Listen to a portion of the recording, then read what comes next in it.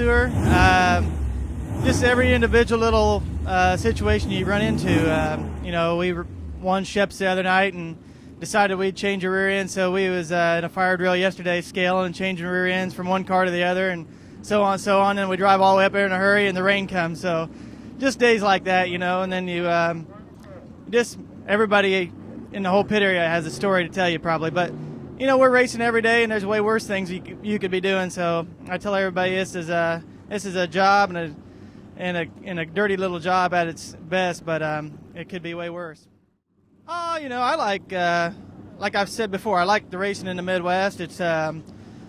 It's not follow the leader, dry, slick, one lane rubbered up stuff at all. It's it's little bitty racetracks, a lot of them, but also there's a lot of good ones. So there's a lot of passing, a lot of you got to be up on your game all night long. In the heat races, it's a 40-lap race feature. For 6,000 and 10,000 to win, and it's like a 40-lap heat race. These guys don't wait till they'll make their move. They make their move whenever the chance is there. So it makes for a lot of exciting racing. You can't turn your back on nobody because they're going to get you if you don't. What makes this the Hell Tour? Just the competition night after night. Why is this the Hell Tour?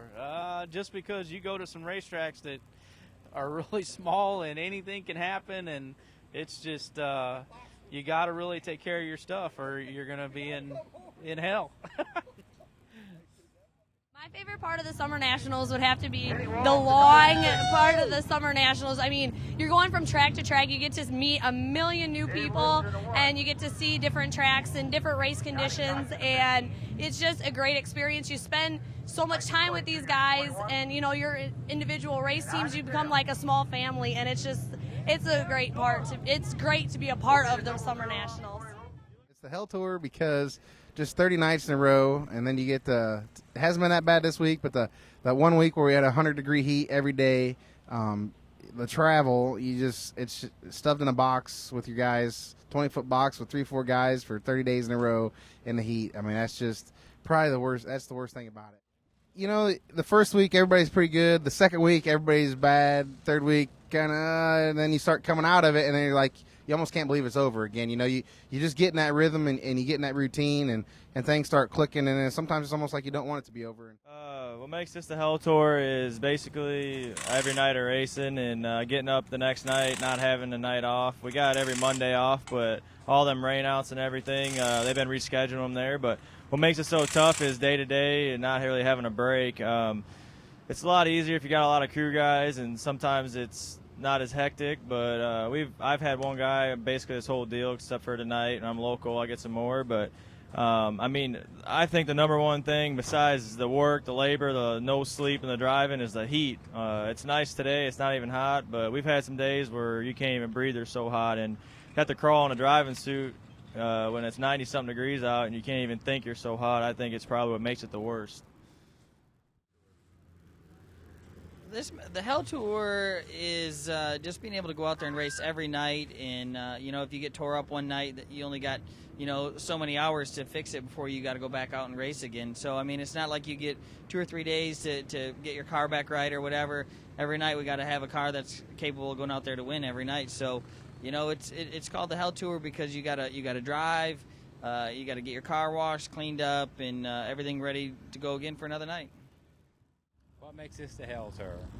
It's just so many days consecutive like this. Just makes it rough. I mean, these machines, take a lot of time, to get them ready to go the next night. So it's just exhausting, being on the road, getting to the next racetrack, working on your equipment, and just trying to do a good job that night. What makes this the Hell Tour?